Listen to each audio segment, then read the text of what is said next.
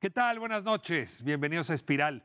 La semana pasada le dedicamos Espiral para hablar del movimiento estudiantil del 68. Este viernes se cumplen 50 años del arranque de los Juegos Olímpicos.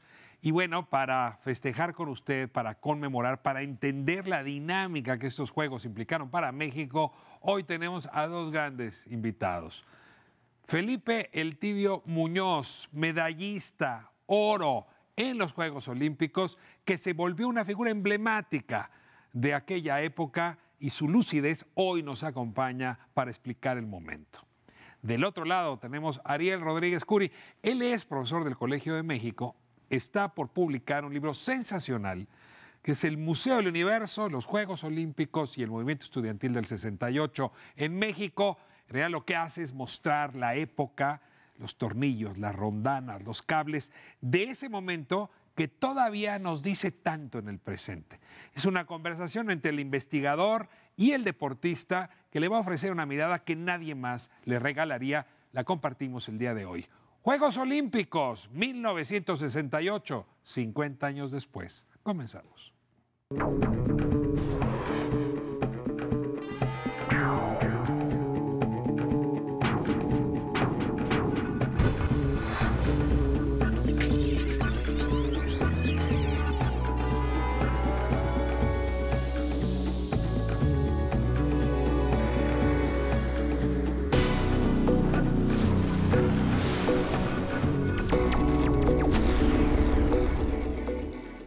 Lo prometido, un plato de lujo para esta noche. El próximo viernes se cumplen 50 años del arranque de los Juegos Olímpicos de 1968.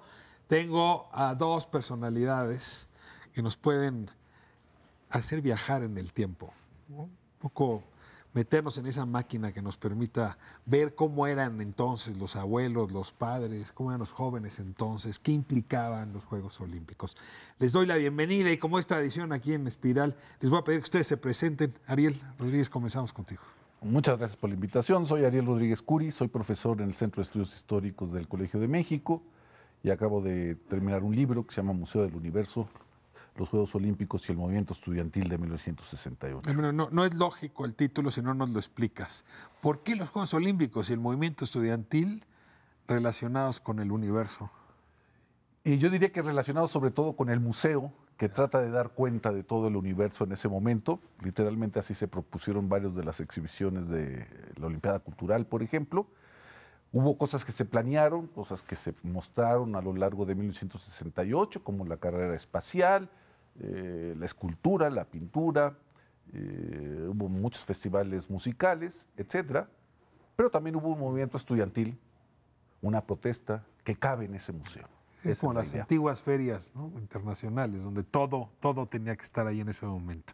Y bueno, una estrella, sin lugar a dudas, de entonces está hoy con nosotros. Felipe, qué gusto que nos acompañe en Espiral. Gracias que me invitaste y estar en este momento con Ariel también para conocer más de las cuestiones que me tocó vivir, pero él tiene información completamente superior y diferente. Estoy seguro que todos nosotros nos vamos a enriquecer con esta plática. Felipe El Tibio Muñoz, personaje central en las Olimpiadas, ¿por qué? Bueno, no central, o sea, fui uno de los deportistas que tuvimos la oportunidad, la suerte de representar a México. Tuve también la suerte de ser el primero que gana la medalla de oro de las 3 que ganamos y de ser participante en unos Juegos Olímpicos que todos los mexicanos nos sentimos muy orgullosos de lo que hicimos. Pues la idea un poco, les decía en ese momento, es dibujar poco a poco la época, traer los edificios, traer el estado de ánimo, traer a las personas, traer la música, las emociones que se generaron. Les pido un poco ese esfuerzo. Había un interés genuino que venían dando años atrás porque México se abriera y se mostrara al mundo. El Museo de Antropología, por ejemplo, ¿no? Era como la gran idea que los extranjeros podían venir y entender la riqueza de la cultura mexicana. Pero antes de existir el Museo de Antropología, las piezas del museo se fueron a pasear por el mundo. O sea, ese era el ánimo que López Mateos, ese era el ánimo que incluso Díaz Ordaz tenían en su cabeza. Es así. por eso era el Museo del Mundo, México como Museo del Mundo. Yo creo que es así y yo creo que es la impronta de López Mateos en los 60. Es decir, López Mateos identifica de la manera que pudo que la bipolaridad Moscú-Washington podía ser onerosa para México y busca un discreto alineamiento con lo que en ese momento son los países emergentes, los países no alineados, lo que luego en los 70 se va a llamar el tercer mundo. Y dentro de esa visión para, digamos, de centrar un poco la relación Washington-Moscú, está el proyecto olímpico mexicano, que se le debe muchísimo a López Mateos y se le debe sobre todo en términos de argumentación. Lo que los mexicanos van a argumentar ante el Comité Olímpico Internacional es que el Club Olímpico es un club de ciudades europeas, de ciudades estadounidenses, en todo caso Tokio o Melbourne en Australia, pero no es una celebración que todavía pueda ser celebrada por los países pobres. Y lo que México ofrece es una olimpiada austera, y sí lo fue, ya midiendo en dinero lo que costó, es una olimpiada austera, son unos costos austeros, pero además ofrece una suerte de equidistancia, vamos a decir que retórica, pero que operó en la realidad en el 68 respecto a la posibilidad de que muchos países asistieran a los Juegos de 1960. Tú dirías, fue sobre todo una política exterior, los Juegos Olímpicos. Es un éxito absoluto de la política exterior mexicana. Se derrotó a Detroit, que era la capital del automóvil en principios de los 60, la gran derrotada de la elección del 63, y se derrota a Lyon, en Francia, que es la otra gran candidata, la candidata europea. Es decir, México, la Ciudad de México gana en la primera vuelta de votación. Hay que recordar que para los Juegos de 2016 hubo 20 y tantas rondas para que Río superara a Madrid. Acá ganamos en la primera ronda, en buena medida por un trabajo muy eficiente del Servicio Exterior y de dos hombres muy importantes para el olimpismo mexicano, Marte R. Gómez y José de Jesús Clark Flores. Ahora entramos a los personajes, pero quiero preguntarte, Felipe, si esto que está diciendo Ariel se respiraba tras bambalinas, es decir, entre los deportistas estadounidenses versus los otros bloques. Son épocas complicadas, por ejemplo, para la población afrodescendiente. Fíjate. John Carlos levanta el puño, ¿no?, para hablar del Black Power. Es decir, hay elementos internacionales que tú tuviste que haber percibido más allá de la disciplina donde tú estás metido. No, nosotros vivimos eso, pero hay una cosa que me gustaría comentar, ya que está Ariel aquí también. Yo conocí muy bien a otra de las personas que fueron por la sede, allá a Baden-Baden, el doctor Eduardo Hey. Doctor Hey era, pues yo creo que era parte de la delegación porque estaba con nosotros todo el tiempo en el Comité Olímpico, en el CEDOM, y nos platicaba de cómo consiguieron la sede. A mí me da risa y la platico como si hubiera sido de película. Me dice que en Baden-Baden estaban las 4 ciudades, te faltó decir Buenos Aires era la cuarta. Buenos Aires, Detroit, Lyon y México. Y dice que curiosamente nos toca al final ser los que íbamos a presentar. En ese entonces me dice, imagínate un teatro, lo único que había era una pantallita y llevaban sus películas y cada país presentaba su video o su película de 16 minutos, hablaban al respecto y ya. Y me dice que ese día ellos se dan cuenta, los mexicanos, que había una exposición de México ahí en Baden-Baden de la Secretaría de Turismo. Entonces se les ocurre ir a pedir carteles y cosas así para enriquecer la presentación. Pero había también unas de cartón, unas cabezas olmecas y unas estatuas toltecas que también las piden prestadas. Entonces ellos llegan, cuando le toca la presentación a México, pues todos sentados y cierran el telón. Les llamó mucho la atención a todo porque dijeron, ¿por qué se va a cerrar el telón si nada más van a pasar una película? Pero ponen rápido las estatuas y todo esto de cartón y cuando se abre el telón, se oye un murmuro grande de ¡oh! Todo el mundo se empezó a impresionar de que habíamos puesto eso. Sacan la película como cualquier otro, pero el comentario que es de risa es de los argentinos que le decían a la delegación de México, con su acento así, que decían, pero ¿cómo no va a ganar México? Si hasta pirámide trajeron, decían. Así es. Ahora, el mundo se está moviendo mucho en esos años. O sea, los 60 son los agitadísimos años 60. ¿Qué otros elementos había alrededor de los Juegos Olímpicos? que tú puedas reconocer? No habla solo de México, en el mundo. Yo creo que el peso de los países no alineados, o lo que se llamaba en ese momento, esa tercera opción en la geopolítica internacional, es muy importante porque se amenaza con escindir el Comité Olímpico Internacional. Pero dime qué países son los no alineados, porque Francia te diría en ese momento yo no soy alineado y De Gaulle siempre jugó a no ser alineado. Al menos no con la OTAN, digamos. No, países como China, tras bambalinas, la India claramente, Indonesia, que tiene un gran peso en esos momentos también en la política internacional, Egipto, el Egipto de Nasser, etcétera. Estos están formando un club olímpico de países pobres que se llama GANEFO, por sus siglas en inglés, y que decían, bueno, pues si el COI no nos hace caso, nosotros hacemos nuestros propios Juegos Olímpicos. Y fuerzan al Comité Olímpico Internacional a hacerles caso. Hacerles caso, reconociendo, viendo como óptima la candidatura mexicana que se plantea en términos de juegos baratos, juegos económicos, digamos, juegos manejables, por una parte, y ecuménicos. Nosotros no estamos predispuestos a rechazar la entrada de ningún competidor.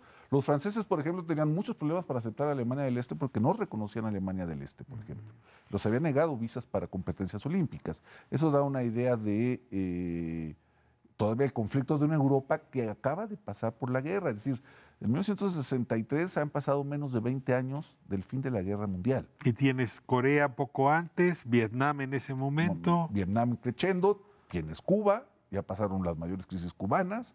Tienes muchos asuntos que convencen al Comité Olímpico Internacional de que México es una salida para no romper lo que es un privilegio enorme del Comité Olímpico Internacional, un monopolio sobre una marca y sobre una reunión internacional. Ahora, es la primera vez que hay Juegos Olímpicos en un país de habla hispana, el primero de América Latina y el primero de los no alineados. Sí, o de los demasiada responsabilidad sobre las espaldas, ¿no? Sí es un mundo. Y eso lo busca México en esos términos, es lo que quiero decir. No es que le cayó del Quiere cielo. volverse líder de ese mundo. Y los Juegos Olímpicos son muy útiles para realinear, digamos, para repensar cómo referirse a las potencias internacionales, la Unión Soviética y Estados Unidos, pero también a los países pobres. Ahora, no me dejarás mentir. No te muestras potencia si no hay medallas. Es decir, el peso es enorme, ¿no? O sea, ustedes tenían que probar en tu espalda, ¿no? En tu figura, en tu clavado. En el pecho. No era para tanto tener la responsabilidad del país en los hombros. No, pero también tienes razón, Ariel, en decir todo esto, pero hay que ubicarnos también en el contexto. México era un país muy poco conocido, fuera de Acapulco y ya. O sea, éramos un país que llamó mucho la atención cuando logramos la sede, porque yo me acuerdo como niño, yo leía, cuando sé de la sede que la logramos, yo me vi ese momento compitiendo por México y creo que todos los niños de México. Querías estar ahí. En la plática en las escuelas era de ¿qué vas a competir? ¿No? Yo de atletismo y yo de fútbol y todos los niños decíamos en qué íbamos a competir. Entonces empezamos a soñar eso y al menos muchos como yo empecé a leer lo que decía el mundo de México, cómo está, porque no había opción para darte cuenta de que nos estábamos convirtiendo realmente en un foco de atención mundial.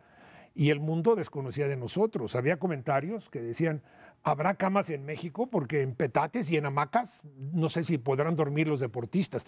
O sea, comentarios de ese tipo que yo creo que a todos los mexicanos nos pegó en el orgullo, nos sentimos mal, de decirles, oye, pues no estamos tan mal como piensas. Sí, no estamos igual que Estados Unidos ni Europa, pero no estamos de dormir todos en el suelo. Yo creo que eso también hizo que el movimiento de México se pusiera a trabajar y que hubiera una unión y una gran esperanza de mostrar al mundo de que sí podíamos nosotros los mexicanos. O sea, era una tarea para todo el país, no solamente para los deportistas. Yo creo que todos hicimos nuestro trabajo. Ahora, se quería presumir, Ariel, que teníamos una clase media creciente y abultada, que era justamente como el sello de identidad que conectaba con el resto del mundo en desarrollo y desarrollado. Teníamos una población estudiantil también creciente, ¿no? Que también eso nos permitía presumir. Y había taras, ¿cómo llamarlas? ¿No? Errores de origen que creímos que podemos meter debajo de la alfombra. A ver, ayúdame un poco cómo hacer este contraste. ¿Qué es lo que pasa cuando uno hace la fiesta de los 15 años? ¿No? Tú quieres que se vea una parte, pero quisieras que no se vea la otra, pues.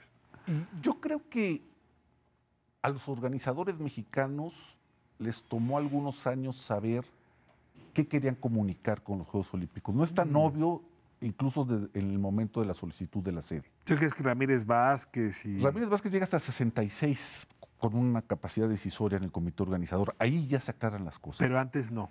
Antes no. ¿La ganamos en qué año? ¿6-3? En 63, octubre de 63. O sea, 5 años antes. Ahí nada más la ganamos casi por churro, por lo que está contando el Tibio. Y nos la llevamos tranquilita hasta 65, 66, cuando se descabeza el Comité Olímpico Mexicano, se descabeza el comité organizador y se coloca a Ramírez Vázquez como la figura central.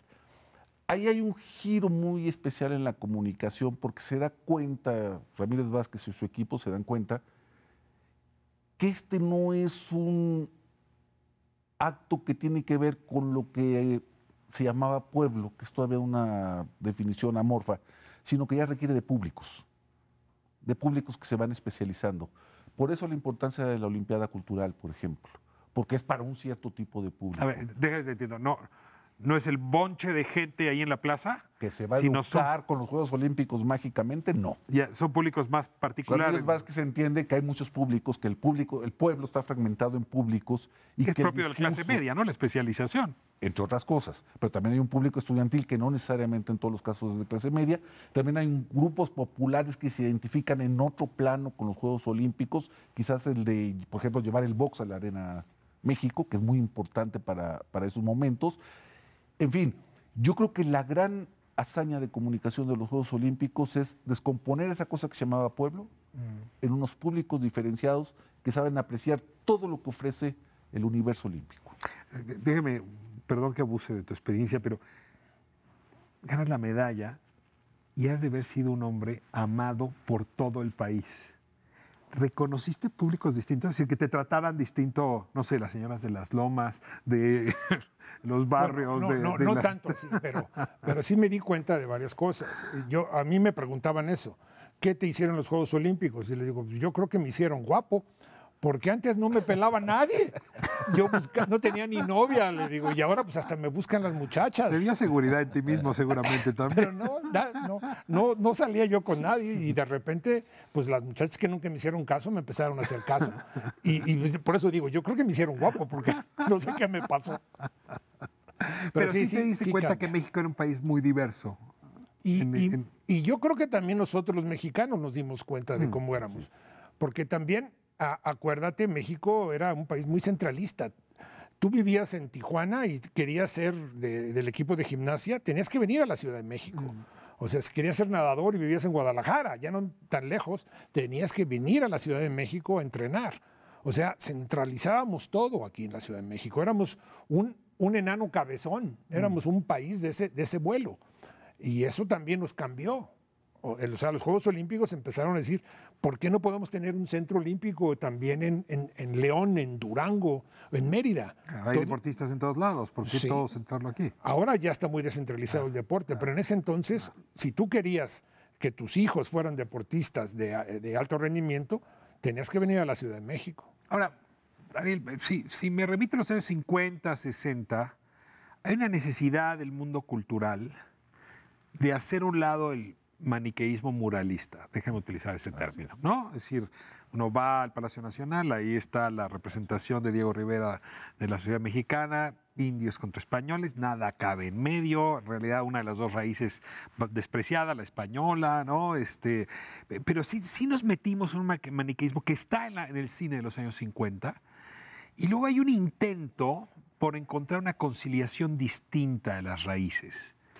Y la verdad es que los Juegos Olímpicos, su gráfica, busca esa trascendencia. Me interesaría mucho, regresando a corte, que nos cuentes de cómo no solamente resolvió el mensaje comunicacional, o sea, resolvió parte de una identidad que no estaba resuelta. Vamos a corte y regresamos.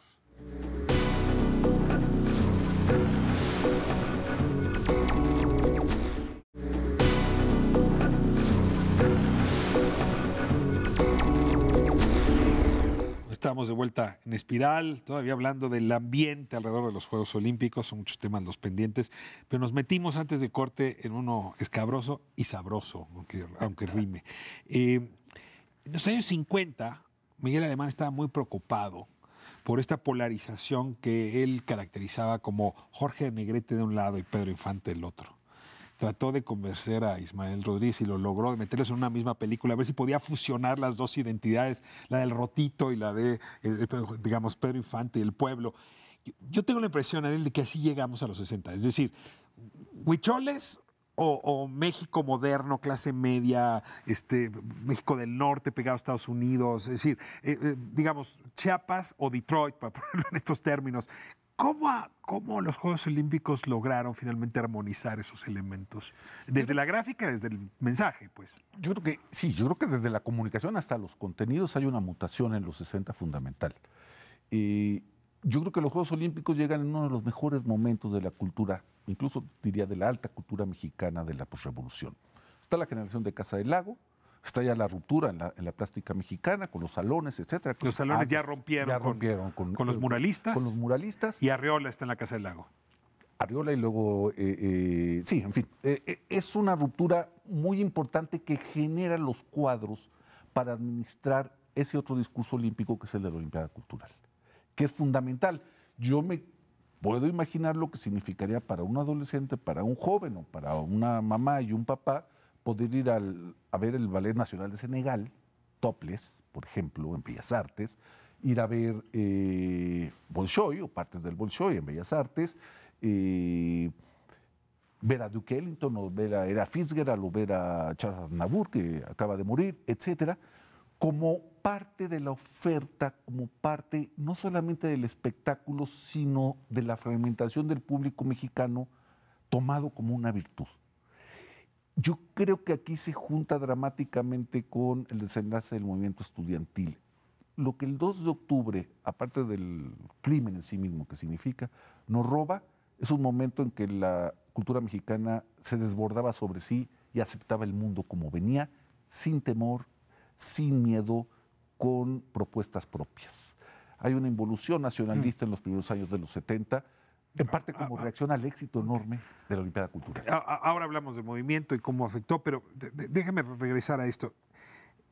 ¿Ya había habido antecedente de juntar lo cultural con lo deportivo? O sea, que fue una gran sede de ambas experiencias, ¿o México 68 es la primera de esta envergadura? Era accesorio, completamente. Era, vamos a hacer una pequeña muestra en tal ciudad olímpica y estaba al margen. Pero no el Bolshoi, no era la Danza Nacional de Senegal, claro. O sea, la Olimpiada Cultural va de febrero de 68 a noviembre de 68. ¿No? Es decir, no es sistemático respecto al arropamiento de los 15 días de los Juegos Olímpicos. Y esto también es muy importante porque se nos olvida que esa efervescencia genera en una población eminentemente joven un gran entusiasmo, sí, simplemente por la vida. Claro. O sea, irse a asomar a ver a la ópera de Múnich, a tal teatro. ¿Tú tenías 19? 17. 17. Sí, pero hay un antecedente, los griegos.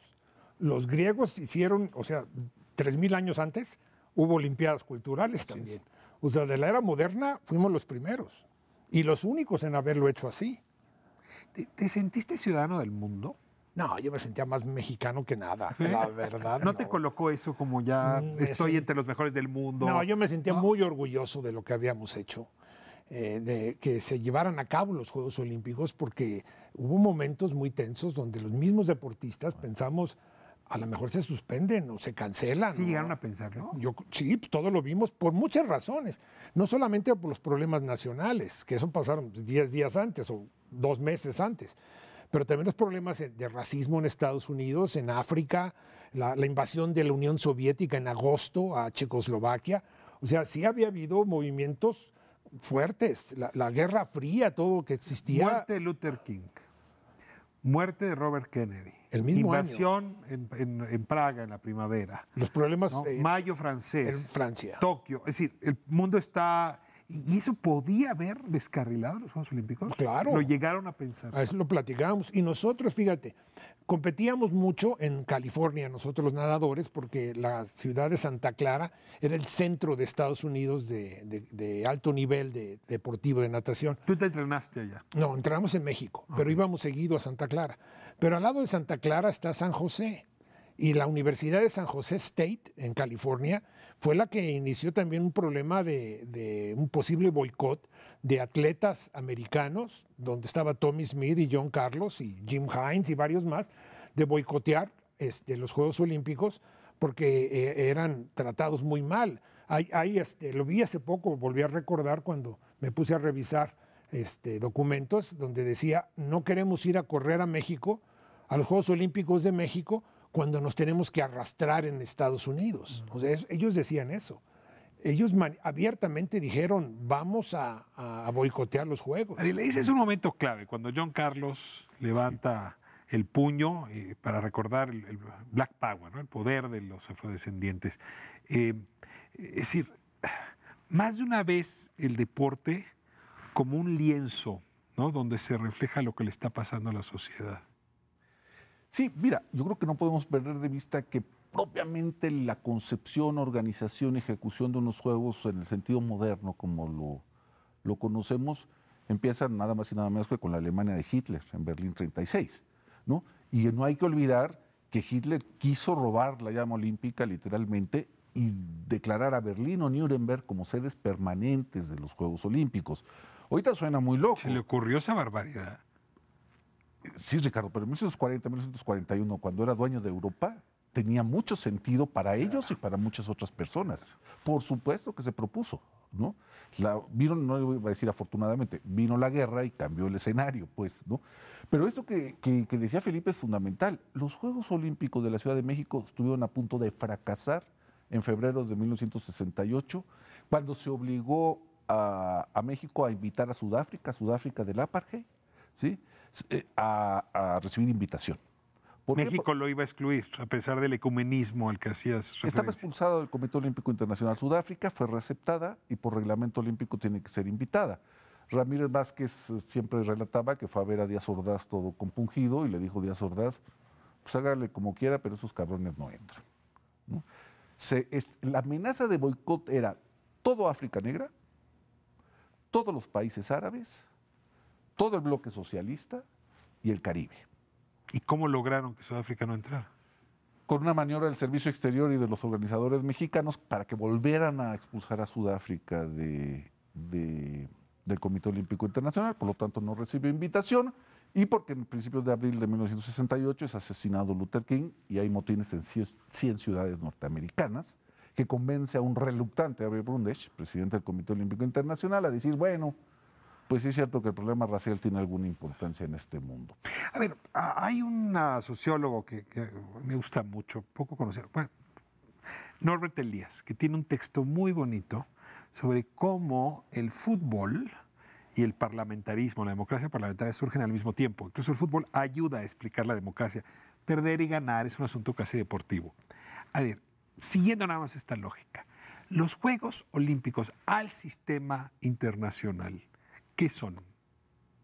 Es un lugar donde las potencias emergentes se notan, donde las que van cayendo se notan, donde... Mira, yo conozco el archivo del Comité Olímpico Internacional en Lausanne y yo diría que es un espejo muy fiel, pero con las distorsiones del caso, de la geopolítica internacional. Si uno ve los documentos de los 30, son los documentos del totalitarismo y de las superioridades raciales. Ahí están.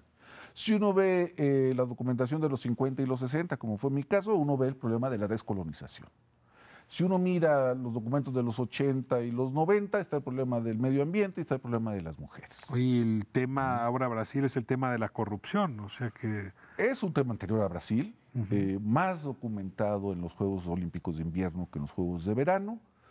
Sí juegan un papel en la asignación de la sede, pero no es definitorio. Yo creo que es... Pero las obras, Mariel, para las sedes... la corrupción sí existe. Lo que quiero decir es que no es la corrupción la que decide las próximas sedes. Sí, Es bastante más complejo.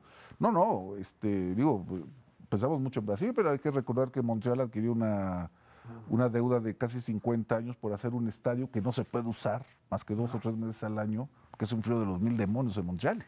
Tienes... Decías 17, yo soy un poco mayor en ese momento, y tu generación toma decisiones en junio, julio, agosto, septiembre, octubre, de salir a la calle, manifestarse. Tú estás entrenando y al mismo tiempo tus colegas están, incluso de la misma escuela, están decidiendo mostrarse, no combatir los juegos, pero decir aquí hay otro México que no están viendo y aquí hay un gobierno autoritario que no se está viendo.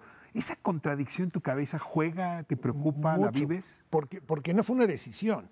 O sea, los estudiantes fuimos arrastrados a ese problema. O sea, sí hubo un conflicto estudiantil que después creció cuando intervino fuertemente el aparato policial de México, donde ya ahí no había muchachos de la Boca ni de la prepa, eran policías contra escuincles, los que estábamos ahí o los que estaban ahí. Y eso fue lo que arrastró a crecer esto. O sea, no es porque alguien haya querido, vamos a manifestarnos, vamos a aprovechar que el mundo nos está viendo para hacer algo. No, yo creo que sí se separó, porque todos queríamos que México se viera bien en los Juegos Olímpicos, los mismos estudiantes. Pero esto fue un momento que se salió de la olla y creció tanto o más grande que los mismos Juegos Olímpicos. A Díaz Ordaz se le mete en la cabeza, Ariel, la idea de que hay una conspiración internacional. Lo dice en su informe del 1 de septiembre. Advierte que esa conspiración podría venir justamente del bloque soviético.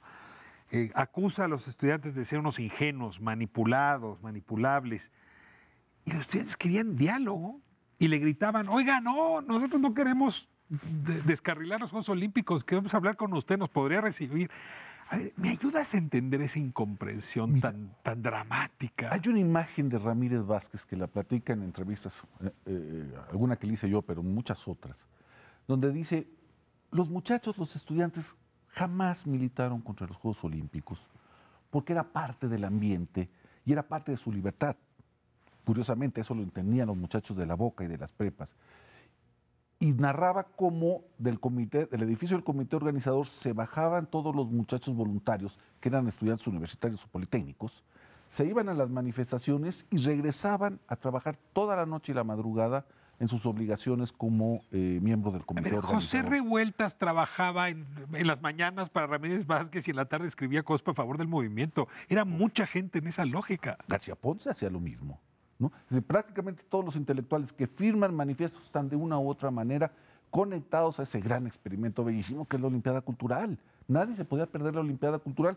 Todos esos muchachos o todos esos intelectuales muy jóvenes, treintañeros en ese momento, están conectados con los Juegos Olímpicos, entre otras cosas porque lo que transmiten los Juegos Olímpicos es algo sutil pero muy poderoso.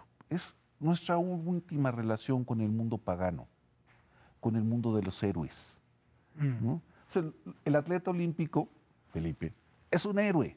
O sea, aunque no le guste, son hijos de dioses y pecan como nosotros. Eso vemos en el atleta olímpico. Y se vuelve guapo en las Olimpiadas. Bueno, eso es milagro del monoteísmo, digamos. Pero a lo que voy es que es muy difícil tener cierta edad y no estar embelesado con el experimento olímpico. Y es muy difícil tener cierta edad y no estar embelesado con la demanda de tus propias demandas democratizantes. A ver, hoy a toro pasado es posible decir esto. Yo sí me pregunto por qué Ramírez Vázquez no pudo convencer a Díaz Ordaz que le bajara un poquito la lumbre. O sea, él tenía en sus manos acá adelante el proyecto olímpico y parece que Díaz Ordaz empezó a oír menos y menos, pero Ramírez Vázquez era uno de los personajes que podía haber cometido a Díaz Ordaz de meterlo en otra órbita. ¿Tienes claro por qué no? Te pido un favor, vamos a corte para que nos explayemos y regresamos un momento. ¿Cuál fue el papel de Ramírez Vázquez, no solo en los Juegos Olímpicos, sino en la disputa política del momento?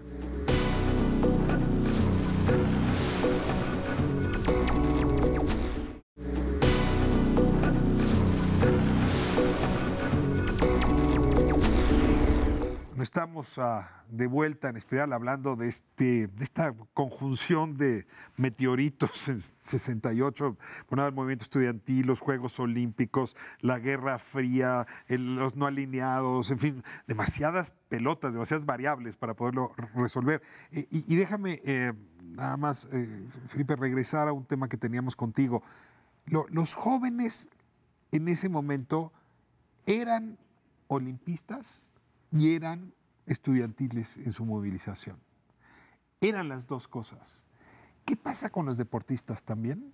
¿O empiezan a enojarse con lo que los jóvenes están haciendo en la calle? Porque les pueden aguar la fiesta, te pueden aguar la medalla. Pero no era para enojarte, era para preocuparte. Ya. Porque mira, éramos 280 y tantos, la delegación mexicana, de deportistas nada más.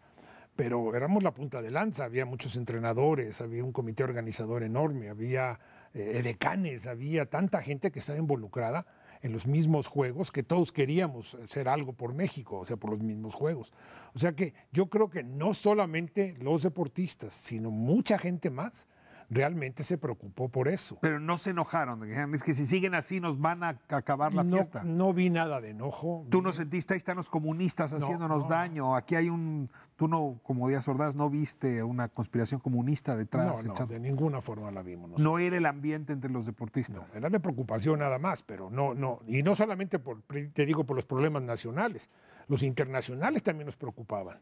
Porque no queríamos tener unos Juegos Olímpicos donde no vinieran países. O sea, queríamos ganarle a todos y queríamos que todos vinieran. A ver, la versión más benévola para explicar las decisiones de Díaz Ordaz es que empezó a escuchar cada vez a menos gente y a resolver ecuaciones cada vez con menos variables.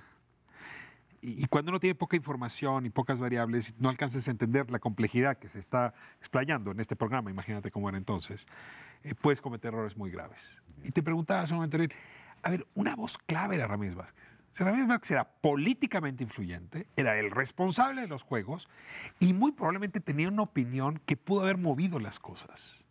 ¿Se atrevió a enfrentar a Díaz Ordaz o se subordinó a su presidencialismo autoritario?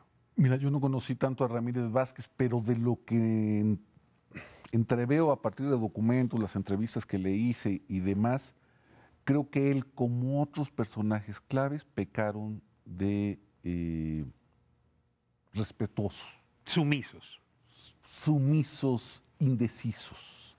Yo creo que en algún momento alguien tendría que haberle hablado a Díaz Ordaz con las consecuencias del caso, de frente y en voz alta, y decirle, esto va mal. Yo creo que ese momento llegó entre la toma de Ciudad Universitaria y la toma del casco de Santo Tomás. Entre el 18 y el 23 de septiembre era el momento de parar la espiral que se estaba dando, ya no solamente por el enojo de los estudiantes en las calles, que también se radicalizan por la represión, sino entre los propios miembros de las cuerpos represivas, que también entran en una espiral y también sueltan adrenalina. Entonces se empieza a convertir aquello en un... A ver, hay alguien que sí se atreve. Quizá no en corto, quizá no a esta distancia que tú y yo tenemos, pero sí en un diálogo público, Barros Sierra. Sí. ¿Por qué no acompañan más hombres del tamaño de Barros Sierra a Barros Sierra? Es decir, ¿por qué Ramírez Vázquez no se acerca a Barros Sierra, por ejemplo? ¿Qué descubres tú ahí en la investigación? Porque esa es parte del conflicto. Creo que genera un dilema, y lo decía muy bien Felipe, un dilema que es falso, pero que es muy operativo en el corto plazo. Es o los juegos o la respuesta al movimiento estudiantil. Es completamente espurio la relación, ¿no? Pero yo he encontrado incluso correspondencia de personas que no están relacionadas con el gobierno, que no le están pidiendo nada al gobierno y que masivamente escriben en septiembre al presidente diciéndole: qué bueno, apláquelos, reprímelos, golpélos, porque el compromiso que tenemos de los Juegos Olímpicos es inescapable y es nuestro mayor orgullo. Te detengo porque es muy importante lo que estoy diciendo. Dialogar con los muchachos e inaugurar los Juegos Olímpicos eran antagónicos. En septiembre. Pero si en realidad hoy, a todo pasado, perdón, es que es muy fácil hacerlo, pero pareciera obvio. Tú dialogas, distiendes, inauguras los Juegos Olímpicos, los Olímpicos levantan vuelo y se acabó el conflicto. ¿Por qué nadie lo vio con esa lógica? Por supuesto, es decir, hay correspondencia explícita del Comité Nacional de Huelga, Perelló, por ejemplo, diciéndole al presidente: estamos ofreciendo una tregua olímpica, no va a haber movilizaciones durante los Juegos Olímpicos, las instalaciones no se vieron afectadas en ningún momento, eso lo afirma Ramírez Vázquez siempre, no hay demostraciones frente a la simbología olímpica, digamos, hay una utilización de la propaganda olímpica para fines de propaganda del propio movimiento, pero no se vulnera, no se lastiman las instalaciones olímpicas. Era el momento, digamos, de este movimiento que tú planteas. Yo se lo pregunté alguna vez a Guevara Niebla y le pregunté qué hubiese pasado con el movimiento estudiantil más unos Juegos Olímpicos exitosos, menos el 2 de octubre. Y nunca voy a olvidar a Guevara Niebla brincando y diciendo: la transición. Sí, podemos descomponer contrafactualmente el desenlace del 68. ¿La transición democrática? Sí, algún tipo de transición que hubiese distendido el ambiente en ese momento, hubiera permitido el éxito de las demandas del movimiento estudiantil, el éxito de los Juegos Olímpicos, menos la jornada trágica que no se parece al resto del 68, del 2 de octubre. Eso es muy importante. El 2 de octubre no resume el movimiento. Es otro partido, es otro torneo, es otra realidad, es otra forma de reprimir. ¿Dónde estabas el 2 de octubre? A ver, fíjate que a mí me pasó una cosa curiosa, que también para entrar en el sentido de Díaz Ordaz, el presidente Díaz Ordaz me invita a Los Pinos en diciembre a platicar con él. ¿Diciembre de 6-7 o de 6-8? De 6-8. De 6-8. O sea, ya tenía la medalla en tu... 2 meses después me invita, voy con mi papá. Estuvimos más de 2 horas ahí platicando en su despacho, muy bonito, nos enseña Los Pinos. ¿Tu papá qué hacía? Mi papá era ingeniero civil. Entonces, voy con mi papá, pues los dos ahí muy impresionados de estar ahí. Si recuerdas a Díaz Ordaz, era un señor bajito, moreno, con una voz muy gruesa. O sea, se sentía una personalidad muy grande de este señor, muy serio, tal vez más serio de lo normal, muy serio. Pero estando con él, se empieza a abrir conmigo de muchas cosas. Me enseñó a su nieto que corría con una vela y decía que era Queto Basilio. O sea, cosas que se hicieron más humanas. Ya no lo veía yo tanto como al señor presidente. Pero imagínate un joven de 17 años como yo que de repente le dice ahí al presidente: oiga, señor presidente, qué gacho lo de Tlatelolco, ¿no? Yo recuerdo que volteé a ver a mi papá estaba sentado en unos sillones como estos. Y ¿Eso le dijiste, Orión? Sí. ¿Qué gacho lo de Tlatelolco? Qué gacho lo de Tlatelolco. Mi papá se empieza a sumir en el sillón. Lo veo pálido, mi papá, como diciendo, pues, ¿qué le pregunté, no? El presidente se levanta y me dice: ven, acompáñame. Me agarra del brazo y salimos a caminar ahí afuera de su despacho. Y con estas palabras me dijo: mira, tú eres muy joven para entenderlo, pero muchas veces más vale que se derrame la gota a que te explote el vaso. No te aclaró que la gota era de sangre, ¿va? Saliendo me acuerdo que mi papá me dice: sonso, pero ¿cómo se te ocurre decirle eso al presidente? Qué gacho lo de Tlatelolco. O sea, fue de las cosas que íbamos platicando. Pero te digo, eso de decirle qué gacho lo de Tlatelolco, pues me salió del alma, ¿eh? O sea, no. Te habla del estado de ánimo que traías en ese sí, momento. ¿no? Y abierto, comentándole, yo no sabía quién había tenido culpa y quién no, ¿eh? O sea, ahora, yo se lo solté ahí. Era difícil leer el futuro, pero en el momento que Felipe está ganando la medalla, el país ya no está pensando en otra cosa. Es decir, y era calculable, se había preparado todo para esa gran fiesta. Era previsible que si los Juegos arrancaban, lo demás se iba a transformar. Y aquí viene esta otra interpretación de un secretario de Gobernación muy perverso, que en realidad estaba construyendo su candidatura presidencial, que en realidad estaba haciendo que el vaso estallara, pues, que estaba, pues no era un golpe de Estado, pero sí estaba preparando su dedazo, pues, ¿no? Que se enfrentó, ahora sabemos, al general García Barragán, al secretario de la Defensa, que se enfrentó a Corona del Rosal, que manipuló las cosas con mucha alevosía, digamos. ¿Es una caricatura o tú firmarías esa descripción? Mi interpretación del 2 de octubre va por ahí. Yo creo que es una alianza entre Echeverría, Estado Mayor Presidencial, algunos agentes de la Federal de Seguridad, para reventar un descabezamiento del Consejo Nacional de Huelga que en principio se supone tendría que haber sido quirúrgico y pacífico. Pacífico en el sentido de que no iba a haber muertos o heridos. O sea, el 2 de octubre entraba nada más por los líderes. Entraba nada más por los líderes. Pero los líderes no estaban ni en Tlatelolco la mayoría. No, sí, estaban en el tercer piso, pues la mayoría. Sí, los agarran a todos y los descabezan. Lo que está fuera de guión, al menos del guión de la defensa, hasta donde podemos saber por los documentos conocidos, es la balacera. Y la balacera muy probablemente fue iniciada por cuerpos de guardias presidenciales apostados en los edificios. Una versión que sabemos desde fines de los 90 por palabras y papeles del propio jefe del ejército, que es García Barragán. Entonces, esta hipótesis que tú planteas es Luis Echeverría como cierto. el artífice. El artífice, Díaz Ordaz inmovilizado porque sabe que tiene el movimiento estudiantil aquí bajo las barbas, pero también tiene la historia con los Juegos Olímpicos, que es una historia que se pensaba era de muy largo plazo, que era una inflexión en la historia mexicana y seguramente lo pudo haber sido, estoy completamente de acuerdo, y es un golpe de mano dentro del propio gobierno. Pero a ver, decidimos abrirle la ventana al mundo para que entrara a la recámara, y el mundo nos entró por la puerta, por todas las puertas. Y de pronto nos exhibimos, casi, déjenme plantearlo así, desnudos en todos los sentidos. Para la fecha en que Felipe va a ver a Díaz Ordaz, diciembre de 68, ¿cuál es la imagen de México? Juegos Olímpicos, Olimpiada Cultural, movimiento estudiantil, Guerra Fría, no alineados. Es decir, la apuesta López Mateísta, ¿dónde termina en diciembre? Si me apuran con un balance. Felipe, comenzamos contigo. Bueno, pues yo volví a la horrible realidad de la cuestión normal. Al menos en el deporte se terminaron los apoyos. Ya no salíamos tan seguido a competir, o cuando salíamos íbamos en avión, ahora nos íbamos en autobús a Estados Unidos. Empezó a haber menos recursos, y en sí yo vi cómo el gran impulso que tuvimos en un principio de ponernos al nivel de cualquiera en unos Juegos Olímpicos, pues se perdió. O sea, no lo aprovechamos como lo hizo España en 92 con Barcelona, o Seúl en 88 en Corea.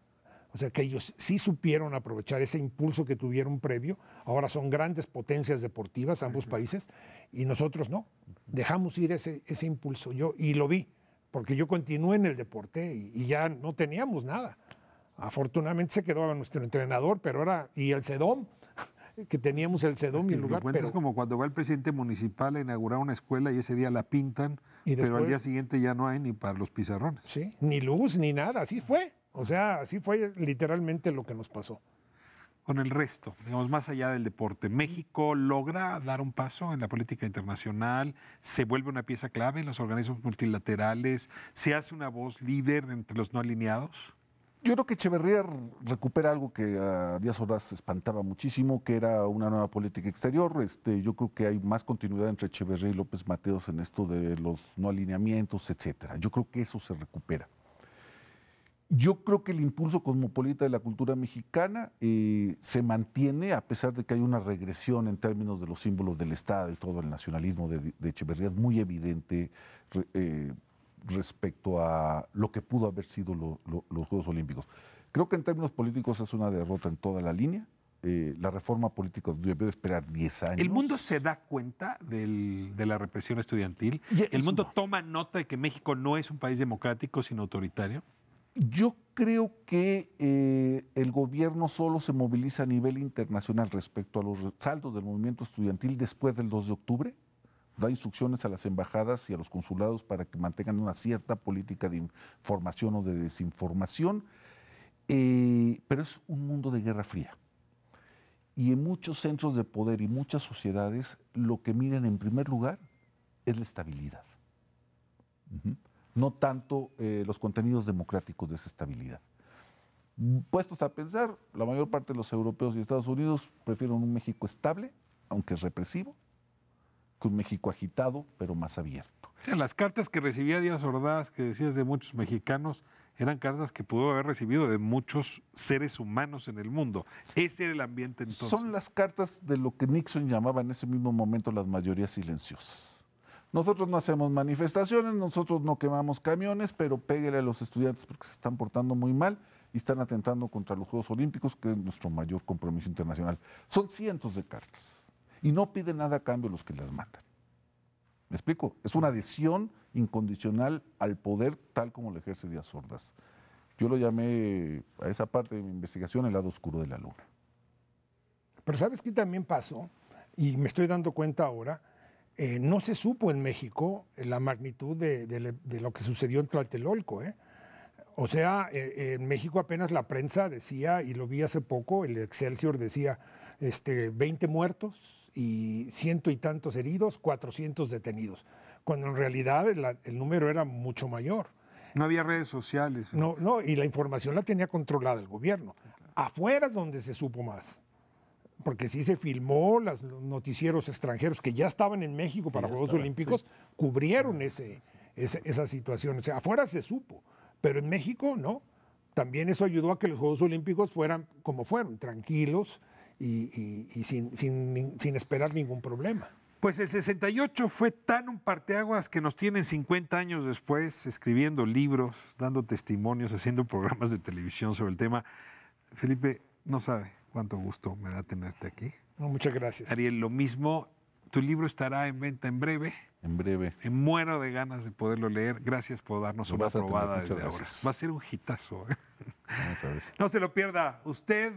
Los Juegos Olímpicos, el movimiento estudiantil y ese museo del universo que estaba haciendo México justamente en estos meses hace 50 años.